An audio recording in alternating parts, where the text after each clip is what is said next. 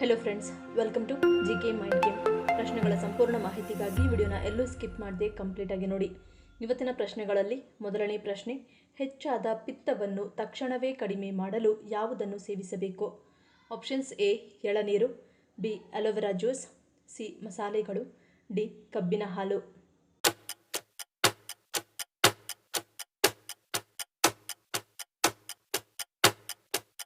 ಸರಿಯಾದ ಉತ್ತರ option A ಮತ್ತು ಬಿ. ಪಿತ್ತವು ಬೆಂಕಿ ಮತ್ತು ನೀರಿನ ಅಂಶಗಳನ್ನು ಪ್ರತಿನಿಧಿಸುವ 3 ದೋಷಗಳಲ್ಲಿ ಒಂದಾಗಿದೆ. ಹೆಚ್ಚಿನ ಪಿತ್ತವನ್ನು ನಿವಾರಿಸಲು ನೀರಿನ ಅಂಶವನ್ನು ಕಾಯ್ದುಕೊಳ್ಳುವುದು ಅತ್ಯಂತ ವೇಗವಾದ ಮಾರ್ಗಗಳಲ್ಲಿ ಒಂದಾಗಿದೆ. ತಂಪಾಗಿಸುವ ಪಾನೀಯಗಳು ಆಂತರಿಕ ಶಾಖವನ್ನು ಕಡಿಮೆ ಮಾಡಲು ಸಹಾಯ ಮಾಡುತ್ತದೆ. ತೆಂಗಿನ ನೀರಿನಂತಹ ರಿಫ್ರೆಶಿಂಗ್ ಪಾನೀಯವು ನೈಸರ್ಗಿಕ ಎಲೆಕ್ಟ್ರೋಲೈಟ್ಗಳನ್ನು ಹೊಂದಿದ್ದು ನಿಮ್ಮ ದೇಹವನ್ನು ತಂಪಾಗಿಸಲು ಸಹಾಯ ಮಾಡುತ್ತದೆ ಮತ್ತು ಜಲ ಸಂಚಯನವನ್ನು ಒದಗಿಸುತ್ತದೆ. ಇನ್ನು ಅಲೋವೆರಾ ಜ್ಯೂಸ್ ತಂಪಾಗಿಸುವ ಮತ್ತು ಶಮನಗೊಳಿಸುವ ಗುಣಗಳಿಗೆ ಹೆಸರುವಾಸಿಯಾದ ಇದು ಆಮ್ಲೀಯತೆಯನ್ನು ನಿವಾರಿಸಲು ಮತ್ತು ಜೀರ್ಣಕ್ರಿಯೆಯನ್ನು ಉತ್ತೇಜಿಸಲು ಸಹಾಯ ಮಾಡುತ್ತದೆ. ಎರಡನೇ ಪ್ರಶ್ನೆ, ಕಿವಿಯಲ್ಲಿ ಗುಯ್ ಎನ್ನುವಂತಹ ಶಬ್ದಗಳು ಬರದಂತೆ ತಡೆಯಲು ಏನು ಮಾಡಬೇಕು? ಆಪ್ಷನ್ಸ್: ಎ ಕಡಿಮೆ ಫೋನ್ ಬಳಕೆ, ಬಿ ಹತ್ತಿ ಇಡುವುದು, ಸಿ ಬೆಚ್ಚಗಿನ ಎಣ್ಣೆ, ಡಿ ತಣ್ಣೀರು ಸ್ನಾನ ನಿಷೇಧ.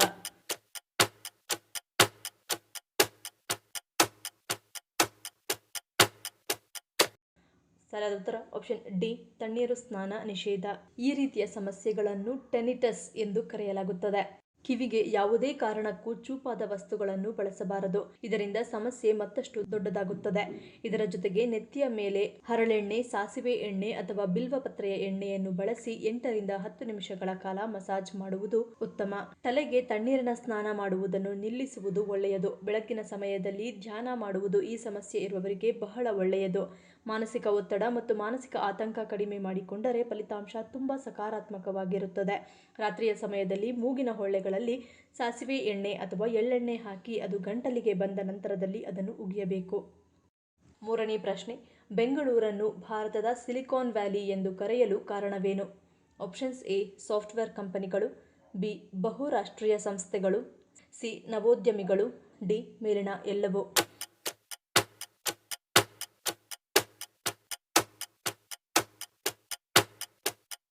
ಸರಿಯಾದ ಉತ್ತರ ಆಪ್ಷನ್ ಡಿ ಮೇಲಿನ ಎಲ್ಲವೂ. ಸಾಫ್ಟ್ವೇರ್ ಕಂಪನಿಗಳು, ಬಹುರಾಷ್ಟ್ರೀಯ ಸಂಸ್ಥೆಗಳು ಮತ್ತು ನಾವೀನ್ಯತೆ ಚಾಲಿತ ನವೋದ್ಯಮಗಳು ವಿಶಾಲ ಜಾಲದಿಂದಾಗಿ ಬೆಂಗಳೂರನ್ನು ಅಮೆರಿಕದ ಸಿಲಿಕಾನ್ ವ್ಯಾಲಿಗೆ ಹೋಲಿಸಲಾಗುತ್ತದೆ. ನಗರವು ಅತ್ಯುತ್ತಮ ಮೂಲಸೌಕರ್ಯ, ಪ್ರತಿಭಾನ್ವಿತ ಎಂಜಿನಿಯರ್ಗಳು ಮತ್ತು ಸರ್ಕಾರಿ ಬೆಂಬಲಿತ IT ನೀತಿಗಳನ್ನು ನೀಡುತ್ತದೆ. ಗೂಗಲ್, ಮೈಕ್ರೋಸಾಫ್ಟ್, IBM, ಅಮೆಜಾನ್ ಮತ್ತು ಆಕ್ಸೆಂಚರ್ನಂತಹ ಜಾಗತಿಕ ಸಂಸ್ಥೆಗಳು ಇಲ್ಲಿ ತಮ್ಮ ಕಚೇರಿಗಳನ್ನು ಹೊಂದಿವೆ. ಜೊತೆಗೆ ಇನ್ಫೋಸಿಸ್, ವಿಪ್ರೋ ಮತ್ತು ಟೆಕ್ ಮಹೀಂದ್ರಾದಂತಹ ಭಾರತೀಯ IT ನಾಯಕರು ಇದ್ದಾರೆ. ಇದು ತಂತ್ರಜ್ಞಾನ ಜಗತ್ತಿನಲ್ಲಿ ಹೂಡಿಕೆದಾರರು ಮತ್ತು ಉದ್ಯಮಿಗಳಿಗೆ ಇದು ಅತ್ಯುತ್ತಮ ಆಯ್ಕೆಯಾಗಿದೆ. ನಾಲ್ಕನೇ ಪ್ರಶ್ನೆ, ಹೊಟ್ಟೆಗೆ ಸಂಬಂಧಿಸಿದ ಹಲವಾರು ಸಮಸ್ಯೆಗಳನ್ನು ದೂರ ಮಾಡಲು ಯಾವುದು ನೆರವಾಗುತ್ತದೆ? ಆಪ್ಷನ್ಸ್: ಎ ಶುಂಠಿ, ಬಿ ದೊಡ್ಡಪತ್ರೆ, ಸಿ ಮಜ್ಜಿಗೆ, ಡಿ ಅರಿಶಿಣದ ಹಾಲು.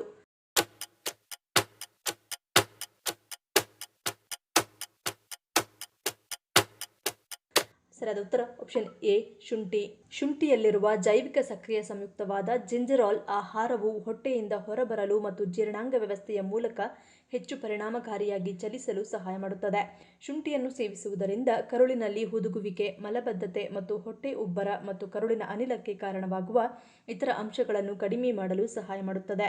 ಶುಂಠಿಯು ಹೊಟ್ಟೆಯ ಅಸ್ವಸ್ಥತೆಯನ್ನು ನಿವಾರಿಸಲು ಸಹಾಯ ಮಾಡುತ್ತದೆ. ಜೊತೆಗೆ ಕೀಮೋಥೆರಪಿ, ಚಲನೆಯ ಕಾಯಿಲೆ ಮತ್ತು ಗರ್ಭಧಾರಣೆಯೊಂದಿಗೆ ಸಂಬಂಧಿಸಿದ ವಾಕರಿಕೆ ಮತ್ತು ವಾಂತಿಯನ್ನು ನಿವಾರಿಸುತ್ತದೆ. ಐದನೇ ಪ್ರಶ್ನೆ, ಇತ್ತೀಚಿನ ದಿನಗಳಲ್ಲಿ ಪುಟ್ಟ ಮಕ್ಕಳಲ್ಲಿ ಕ್ಯಾನ್ಸರ್ ಕಾಣಿಸಿಕೊಳ್ಳಲು ಕಾರಣವೇನು? ಆಪ್ಷನ್ಸ್: ಎ ಬೊಜ್ಜು, ಬಿ ಆಹಾರ ಕ್ರಮ, ಸಿ ಆನುವಂಶಿಕ, ಡಿ ಯಾವುದೂ ಅಲ್ಲ.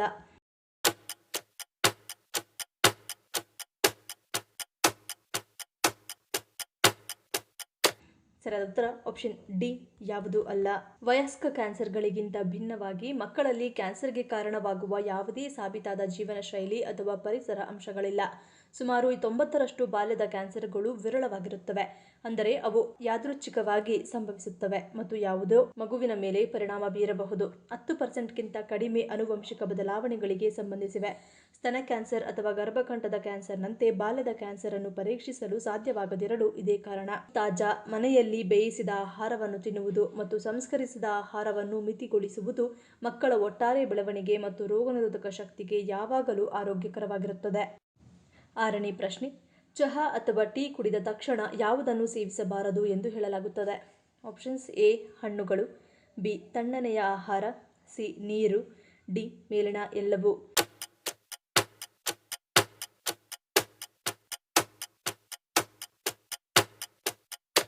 ಸರಿಯಾದ ಉತ್ತರ ಆಪ್ಷನ್ ಡಿ ಮೇಲಿನ ಎಲ್ಲವೂ.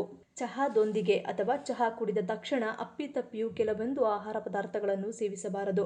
ಅವುಗಳಲ್ಲಿ ಹಣ್ಣು. ಚಹಾದಲ್ಲಿರುವ ಟ್ಯಾನಿನ್ ಅಂಶ ದೇಹದಲ್ಲಿರುವ ಪೋಷಕಾಂಶಗಳನ್ನು ಹೀರಿಕೊಳ್ಳುವುದನ್ನು ತಡೆಯುತ್ತದೆ. ಇದು ಗ್ಯಾಸ್, ಆಮ್ಲೀಯತೆ ಸಮಸ್ಯೆಗೆ ಕಾರಣವಾಗುತ್ತದೆ. ಐಸ್ ಕ್ರೀಮ್ನಂತಹ ತಣ್ಣನೆಯ ಆಹಾರಗಳನ್ನು ತಿನ್ನಬಾರದು, ಏಕೆಂದರೆ ಇದು ಜೀರ್ಣಕ್ರಿಯೆಯ ಸಮಸ್ಯೆ ಉಂಟುಮಾಡುತ್ತದೆ. ಚಹಾ ಕುಡಿದ ತಕ್ಷಣ ನೀರು ಕುಡಿಯುವುದರಿಂದ ಜೀರ್ಣಕ್ರಿಯೆಯ ಸಮಸ್ಯೆ ಕಾಣಿಸಿಕೊಳ್ಳುವ ಸಾಧ್ಯತೆ ಇರುತ್ತದೆ. ಇನ್ನು ಕೂಲ್ ಡ್ರಿಂಕ್ಸ್ ಕುಡಿಯುವುದು ಕೂಡ ಒಳ್ಳೆಯದಲ್ಲ, ಏಕೆಂದರೆ ಇದರಿಂದ ಶೀತ, ಕೆಮ್ಮು ಕಾಣಿಸಿಕೊಳ್ಳುವ ಸಾಧ್ಯತೆ ಇರುತ್ತದೆ. ಕಬ್ಬಿಣಾಂಶವಿರುವ ಆಹಾರವನ್ನು ಚಹಾದೊಂದಿಗೆ ಸೇವನೆ ಮಾಡುವುದರಿಂದ ಇದು ದೇಹವು ಕಬ್ಬಿಣಾಂಶ ಹೀರಿಕೊಳ್ಳುವುದನ್ನು ತಡೆಯುತ್ತದೆ. 7ನೇ ಪ್ರಶ್ನೆ, ದೇವರಿಗೆ ತೆಂಗಿನಕಾಯಿ ಒಡೆದಾಗ ಅದು ಕೆಟ್ಟಿದ್ದರೆ ಅದು ಯಾವುದರ ಸೂಚನೆಯಾಗಿರುತ್ತದೆ? ಆಪ್ಷನ್ಸ್: ಎ ಅಪಶಕುನ, ಬಿ ನೈವೇದ್ಯ ಸ್ವೀಕಾರ, ಸಿ ದಾರಿದ್ರ್ಯ ಶುರು, ಡಿ ಅಪಮೃತ್ಯು.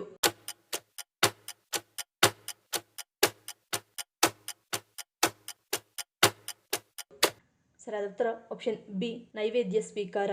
ಕೆಲವೊಮ್ಮೆ ಪೂಜೆಗೆ ಅರ್ಪಿಸುವ ತೆಂಗಿನಕಾಯಿ ಹಾಳಾಗಿರುತ್ತದೆ, ಕೊಳೆತಿರುತ್ತದೆ. ಜನರು ಅದನ್ನು ಕೆಟ್ಟ ಶಕುನವೆಂದು ಪರಿಗಣಿಸುತ್ತಾರೆ. ಕೆಟ್ಟ ತೆಂಗಿನಕಾಯಿಯನ್ನು ಎಸೆಯುವ ಜೊತೆಗೆ ಮುಂದೇನು ಕಾದಿದೆಯೋ ಎನ್ನುವ ಆತಂಕದಲ್ಲಿರುತ್ತಾರೆ. ಆದರೆ ಇದಕ್ಕೆ ಭಯಪಡುವ ಅಗತ್ಯವಿಲ್ಲ. ಪೂಜೆಯಲ್ಲಿ ಬಳಸಿದ ತೆಂಗಿನಕಾಯಿ ಕೆಟ್ಟದಾಗಿದ್ದರೆ ಅದನ್ನು ಶುಭ ಎನ್ನಲಾಗುತ್ತದೆ. ತೆಂಗಿನಕಾಯಿಯನ್ನು ತಾಯಿ ಲಕ್ಷ್ಮಿಗೆ ಹೋಲಿಸುತ್ತಾರೆ. ಕಾಯಿ ಒಡೆದಾಗ ಅದು ಹಾಳಾಗಿದ್ದರೆ ದೇವರು ನೈವೇದ್ಯವನ್ನು ಸ್ವೀಕರಿಸಿದ್ದಾನೆ ಎಂಬುದನ್ನು ಇದು ಸೂಚಿಸುತ್ತದೆ.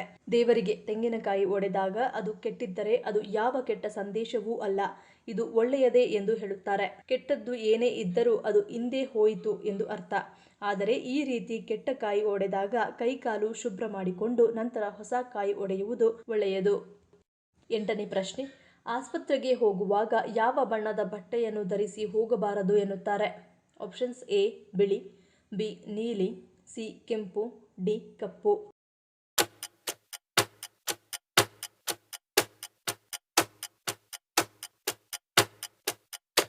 ಸರಿಯಾದ ಉತ್ತರ ಆಪ್ಷನ್ ಡಿ ಕಪ್ಪು. ಆಸ್ಪತ್ರೆಗಳಲ್ಲಿ ವೃತ್ತಿಪರತೆಯನ್ನು ಕಾಪಾಡಿಕೊಳ್ಳಲು ಮತ್ತು ಉತ್ತಮ ಆರೋಗ್ಯ ವಾತಾವರಣವನ್ನು ಬೆಳೆಸಲು ಉದ್ಯೋಗಿಗಳು ಸಾಮಾನ್ಯವಾಗಿ ಬಿಳಿ ಅಥವಾ ತಿಳಿ ಬಣ್ಣದ ಉಡುಪುಗಳನ್ನು ಧರಿಸುತ್ತಾರೆ. ಆಸ್ಪತ್ರೆಯ ವಾತಾವರಣವು ಶುಭ್ರತೆ ಮತ್ತು ಆರೋಗ್ಯವನ್ನು ಪ್ರತಿನಿಧಿಸಬೇಕು. ಕಪ್ಪು ಬಣ್ಣವು ದುಃಖವನ್ನು ತರುತ್ತದೆ ಮತ್ತು ಕಾಯಿಲೆ ಇರುವವರಿಗೆ ನಿರಾಶೆ ತರುತ್ತದೆ ಎಂಬ ನಂಬಿಕೆಯೂ ಇದೆ.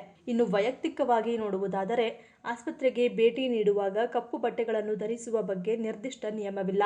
ಆದಾಗ್ಯೂ ಸಾಂಸ್ಕೃತಿಕ ನಂಬಿಕೆಗಳಿಂದಾಗಿ ಕೆಲವು ಜನರು ತಮ್ಮದೇ ಆದ ಇಚ್ಛೆಗೆ ಅನುಗುಣವಾಗಿ ಕಪ್ಪು ಬಟ್ಟೆಗಳನ್ನು ಧರಿಸುವುದನ್ನು ತಪ್ಪಿಸಬಹುದು. ಆದ್ದರಿಂದ ಆಸ್ಪತ್ರೆಗೆ ಕಪ್ಪು ಬಟ್ಟೆ ಧರಿಸಬಾರದು ಎಂಬುದು ಕಟ್ಟುನಿಟ್ಟಿನ ನಿಯಮವಲ್ಲ. ಆದರೂ ನಿಮ್ಮ ಹಿಂದಿನ ನಂಬಿಕೆಗಳು ಮತ್ತು ಆಸ್ಪತ್ರೆಗಳ ವಾತಾವರಣವನ್ನು ಬಲಪಡಿಸಲು ಈ ಬಣ್ಣದ ಉಡುಪುಗಳನ್ನು ಧರಿಸುವುದನ್ನು ತಪ್ಪಿಸುವುದು ಸೂಕ್ತ ಎಂದು ಹೇಳಲಾಗುತ್ತದೆ. 9ನೇ ಪ್ರಶ್ನೆ, ಭಾರತದ ಯಾವ ಜಿಲ್ಲೆಯನ್ನು ಬೆಟ್ಟಗಳ ಕಾಶಿ ಎಂದು ಕರೆಯಲಾಗುತ್ತದೆ?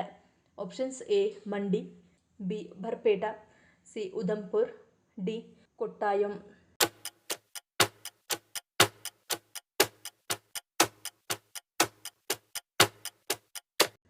ಸರಿಯಾದ ಉತ್ತರ ಆಪ್ಷನ್ ಎ ಮಂಡಿ. ಹಿಮಾಚಲ ಪ್ರದೇಶದ ಮಂಡಿ ಜಿಲ್ಲೆ ಬೆಟ್ಟಗಳ ಕಾಶಿ ಎಂದು ಕರೆಯಲ್ಪಡುತ್ತದೆ.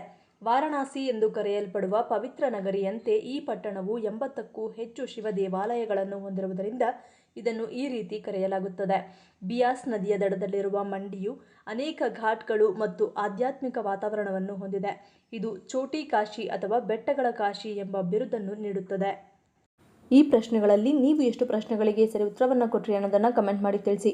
ಈ ವಿಡಿಯೋ ನಿಮಗೆ ಇಷ್ಟ ಆಗಿದ್ರೆ ಮರಿದೇ ಲೈಕ್ ಮಾಡಿ, ಶೇರ್ ಮಾಡಿ, ಸಬ್ಸ್ಕ್ರೈಬ್ ಮಾಡಿ. ನನ್ನ ಚಾನಲ್ನ ಇನ್ನೂ ಸಬ್ಸ್ಕ್ರೈಬ್ ಮಾಡಿದೆ ಹಾಗೆ ವಿಡಿಯೋಸ್ ನೋಡ್ತಿದ್ರೆ ಪ್ಲೀಸ್ ಸಬ್ಸ್ಕ್ರೈಬ್ ಮಾಡಿ, ಸಪೋರ್ಟ್ ಮಾಡಿ. ಮತ್ತೊಂದು ಇಂಟ್ರೆಸ್ಟಿಂಗ್ ವಿಡಿಯೋದೊಂದಿಗೆ ಸಿಗ್ತೀನಿ. Until love you all, take care.